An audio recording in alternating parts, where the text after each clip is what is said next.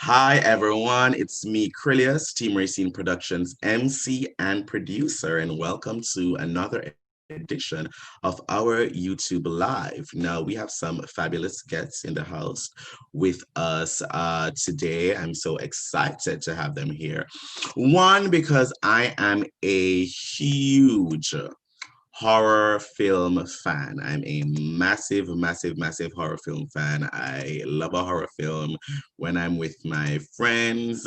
What I want to do is watch horror movies. And I also happen to be queer. So, with that being said, a queer horror film is really right up my alley. What I'll do is to first share the trailer for the film Innocent Boy.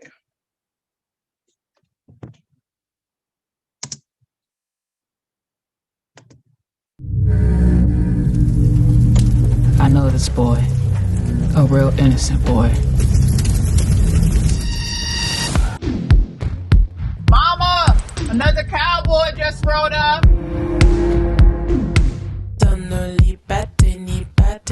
She's so beautiful. She's the Madonna. She's the Madonna. But the angel of the Lord called out to him, Abraham, here I am.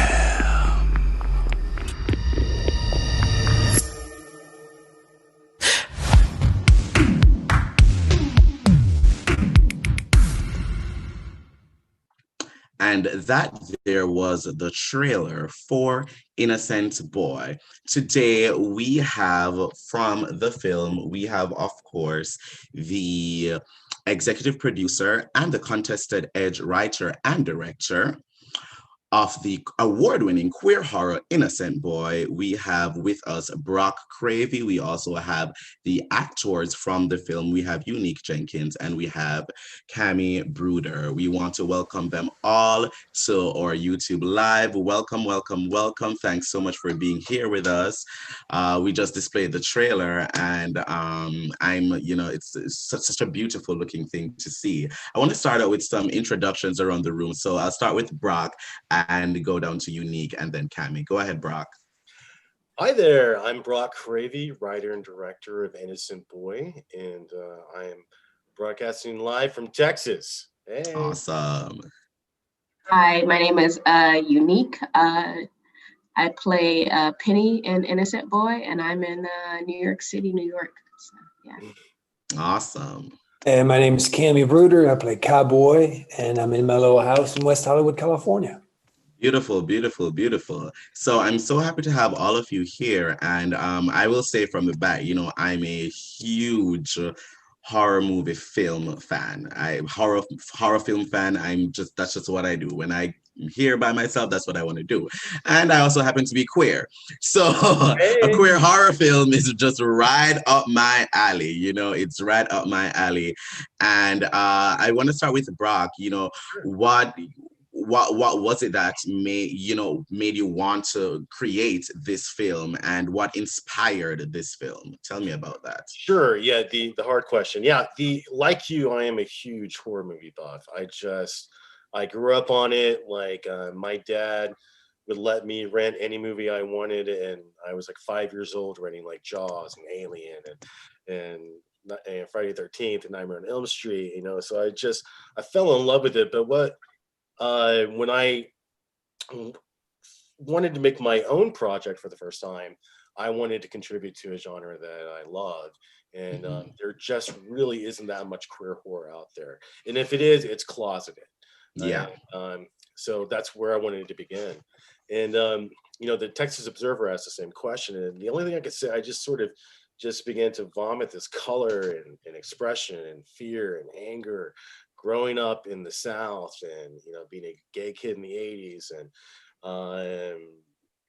how 2020 and just the meshment of politics and corruption and greed. And so out came Innocent Boy, this just explosion of color that just colors outside the lines. It's a mess, but it's a wonderful mess.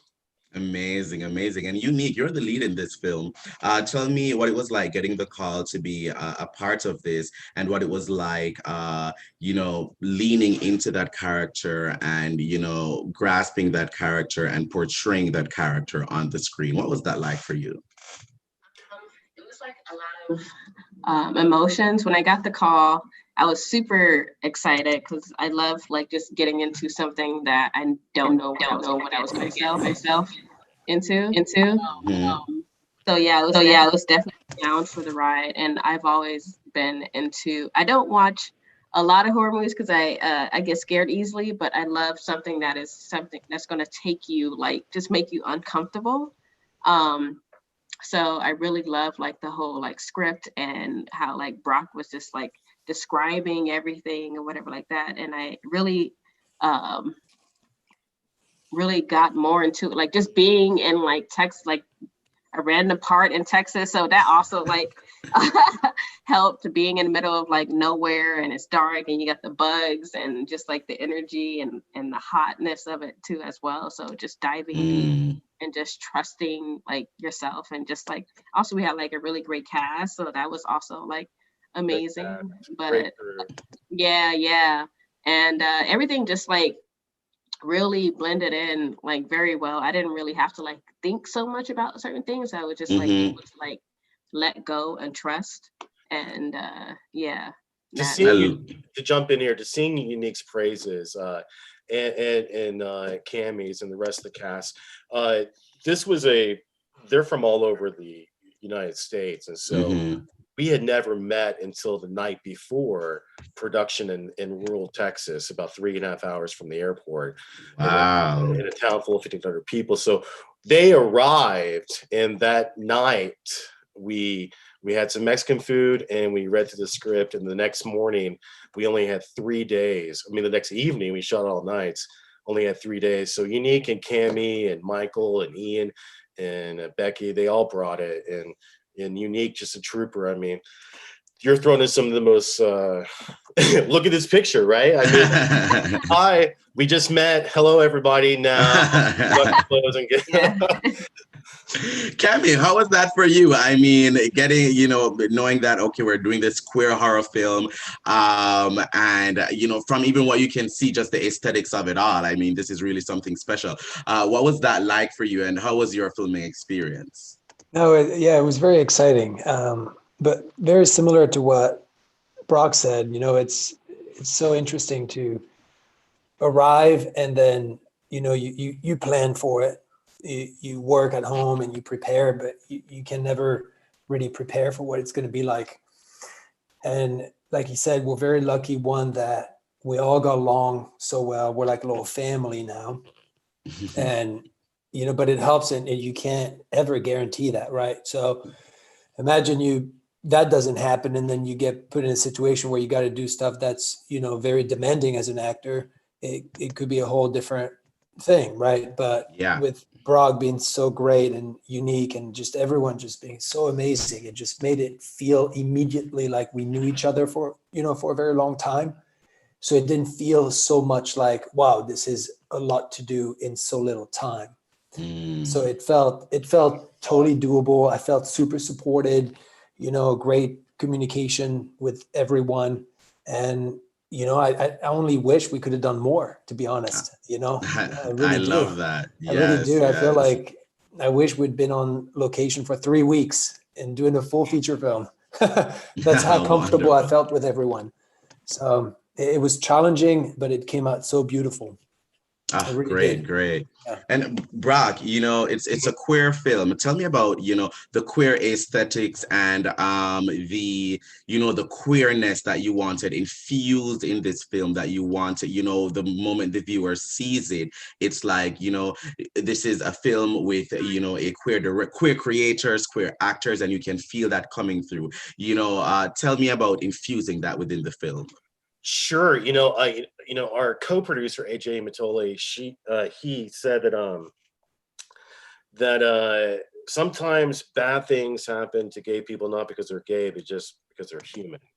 And that's kind of what this experience was. It is, and if you notice, the word gay or queer or homosexual is not used at all. in the Mm-hmm. production, nor is there any reference to anyone's sexuality, but you automatically know it is a queer film. And so that was the direction I wanted to go. Mm-hmm. And then what's interesting is I'm not so sure any of these characters would have been queer had the global event that took place had not happened. You know, everyone is trying to survive in this world. Cowboy, Penny, you know, Mama, as you see Mama right there, taking an advantage of the those who are desperate for drugs and for any type of currency. And so it's different. It's a gay film that doesn't acknowledge its own queerness, but immediately is queer. Does that make sense? Yes, Yeah, yes, and definitely. to add to this, what's really interesting is I love what you said, Brock, because in our society today, if there weren't the construct of straight, gay, whatever, then we'd all just be, right? Mm-hmm. Like be whatever, like who you like. And I think that's great because that film takes that away. So then you like who you like, things happen, it doesn't matter. And I think that's really excellent what you just said. Really, really amazing. Unique, tell me about the reception after the film. Because at this point it's an award-winning film. It's really acclaimed. Tell me about what that reception felt like, especially being a part of something like this.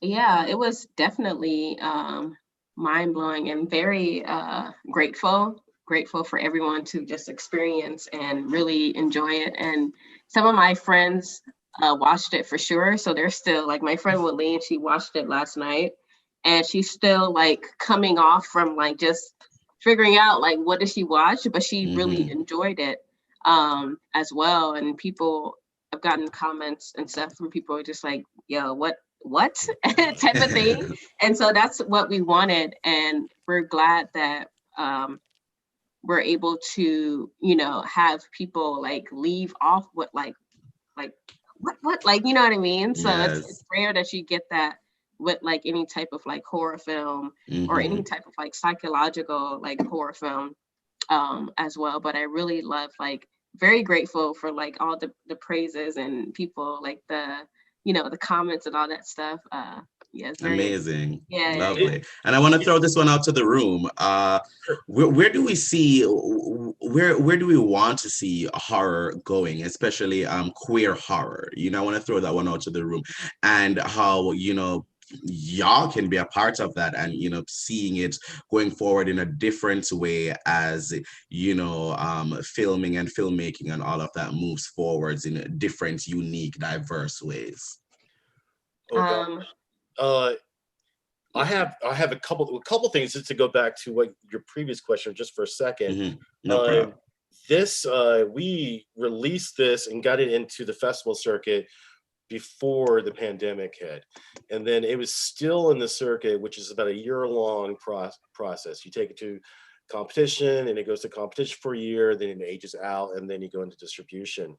And we were right in the middle of our competition cycle when the pandemic broke, and so many festivals canceled. And so I love that we got it out in time, but then at the same time, I'm also sad that we were denied that theater going experience and festival experience. So I only really got to go to one festival, and we won, fabulous, but the rest of them, we really didn't get to experience that. So I'm really sad about that, but it expedited our distribution.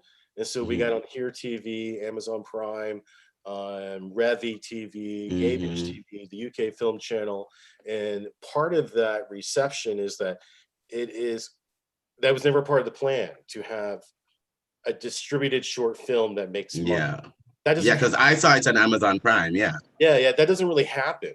And so it was never really part of the plan, but our co-producer, AJ, just loved it, got it out there, got it picked up. And so I'm really happy about that.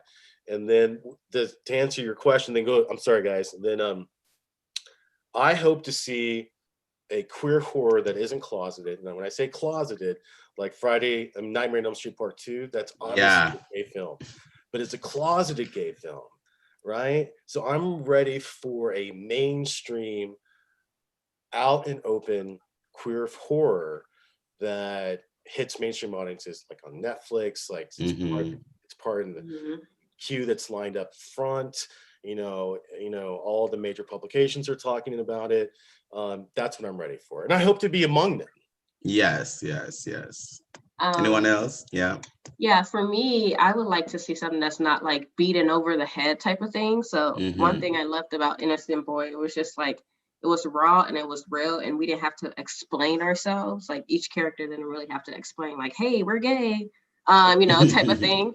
It was just like, you're just seeing us, just, this is regular for us. It might not be regular for you, for those like at that time, for those characters. So I just want to see more of that, more of like the director just trusting the audience. And sometimes like you don't have to like have like hold their hand the whole time. So I definitely want to be in that and like have more of those experiences as an actor, and just having the audience leave with like a what the fuck did I just watch, but I'm still like curious on to like, I need to find like another one, or like making it longer, or like just a part 2 or part 3 or whatever like that. And I'm looking forward to that. And definitely, I know it's getting there for sure. But yeah, that's what I'm looking forward to. Awesome. Brock, tell me a little bit about the name, by the way, Innocent Boy. Tell me how you came up with the name. Yeah. Just like if you're an aspiring filmmaker out there, just know that you may have plans, but those plans will most certainly change, because that's just the nature of it. It was originally titled Mama, after the character of Mama, but unfortunately, when as we were getting into the post, there was like 4 or 5 mamas coming out in this short film in the competition, and one of them also took place in the South with a crazy old woman, and and it was a horror. So I was like, I just can't take the risk of it getting confused with all these other mamas out there, and and I think there was only one other Innocent Boy, and how that happened was one of the special effects artists, her son was reading a poem to me, and it worked, and we were on location. And so we took his lyrics, and Unique in the bathroom, probably like 2:00 in the morning, recorded the opening monologue. And that's how we got the name Innocent Boy. There we go. I like that. So 2020 has been, not the as they say all the time in the commercials, it's been the most unprecedented year. So, no one got to have the regular film festival circuit, type of run or anything like that, especially with this film. Now, looking forward into 2021 and hopefully a post-pandemic future, I'm going to throw this out to everyone. I'd like an answer from everyone. What are you looking forward to the most personally and professionally in the post-pandemic period? For me, it's just like in-person type of like, in-person theater, in-person, just the energy, going to auditions in person. I'm super grateful to have auditions, virtually, but it's always, connections and technical difficulties and all that. Sometimes you just like, it's frustrating, and sometimes they want you to do the most. It's like, they don't even be doing this when we in person. But I miss that, and I'm looking forward to just being with others and experiencing things. And also, like, as an artist doing theater and stuff like that, we crave like the audience there and that energy. So it's been like a very tough year, especially for artists, because we just need that interaction. But I'm looking forward to that for sure. Amazing. Kamy? Yep, same, absolutely. Just the in-person interaction. I mean, I've been working a lot, so set is the same, but you just kind of miss a little bit the touch, and you miss that, like Unique said, auditions in person. I love being in the room. I think for me, it's like, the hello is a lot when you walk in the room, and the energy that you bring with yourself that you don't get when you're doing a Zoom meeting. And I feed off of that, you know, because when I walk into the room, I can tell just energetically sometimes the kind of people they are. And sometimes I adjust who I am or my performance based on that, which I don't get really with a Zoom, you know, because I think, you know, acting, it's two things. I think it's telling a story, but it's also being a human being. And I think a lot of the time it's who you're working with, and people like working with good people. And sometimes with Zoom, you kind of miss that. Who are you as a person as well, right? Not just like the actor that we want to see for the part, but who are you going to be with to work? You know, we're work together for a few weeks, sometimes a few months. And in this instance with Brock and Unique, it's been a year and a half that we've known each other now. So I kind of miss that a little bit, just like being like, who are you as a person before even doing work? So I look forward to that again. Awesome. I do too. You know, the last time we were all together is this photo here in Vegas, and that was a year ago. And a month later, after this photo, the pandemic broke out, and it was life changing, and it derailed all of my plans, which is why I'm like, as you think you have plans, but the universe has other plans for you.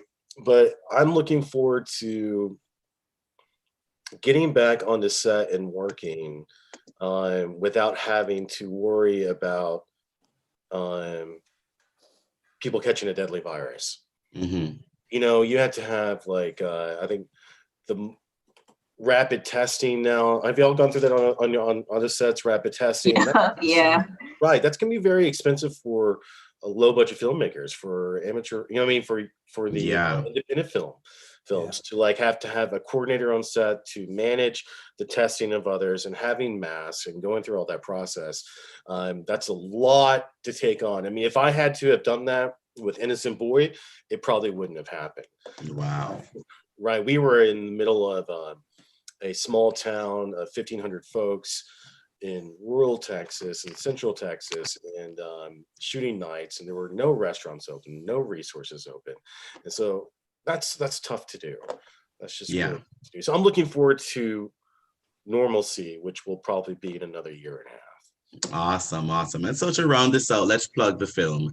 One last time, let's plug the film. How can people catch it? Where can they see it? And if anyone wants to plug their social media or anything else they have coming up, you can do so. Well, all of our links are on Linktree, and it's Linktree with Innocent Boy. All of our reviews, everywhere streaming. Again, you can watch, buy, rent on Amazon Prime.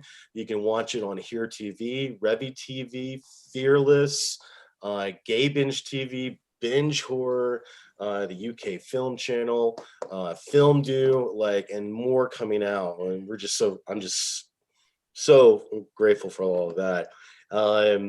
And our socials at Innocent Boy Short Film. Awesome. Oh, and also one thing, we are going to be, we are still in the festival circuit. They just keep coming. We are Austin Revolution. We're in Film Audit 2.0 in Los Angeles. I just found out we got official selection for another festival in Italy. By the way, the film did really well in Italy. I don't know, just great. And then I think a couple more that are coming, but go ahead, guys. To catch up with anything that I'm doing, you could follow me on Instagram at Unique and Artist, UNIQUEANARTIST. Awesome. And Kamy? Yep, Instagram is probably the best. It's a Kamy D Bruder, and I pretty much post only work, so you won't see me eating lunch or watching movies. You'll just see my work on Instagram. And we just know that Kamy was also our stunt coordinator. Oh, okay, wonderful. And he is a great actor and a great stunt coordinator. So Yeah. Awesome, Thank you. awesome. It's been such a pleasure having you guys here today. And here our figurehead Racine Pendarvis, is known as the queen of the shameless plug. So I just could not end without even shamelessly plugging myself just a little bit. I happen to be just this much of a thespian myself, and I was just in the latest production of the chocolate covered Rocky Horror Picture Show. Oh, so I know a little bit about queer horror. So if there's an audition, you want someone with a Caribbean accent, or I can do a mean Valley Girl accent if you need that, you got me. Okay. Right, cool. Yes, you have our emails. Thank you guys so much for being here with us today. It's been such a pleasure. Guys, the links will be in the description, and please watch by Rain. Thanks so much. Have a wonderful day. Thank you. And to our viewers, thank you for watching. Bye. Thank you. Bye. Bye.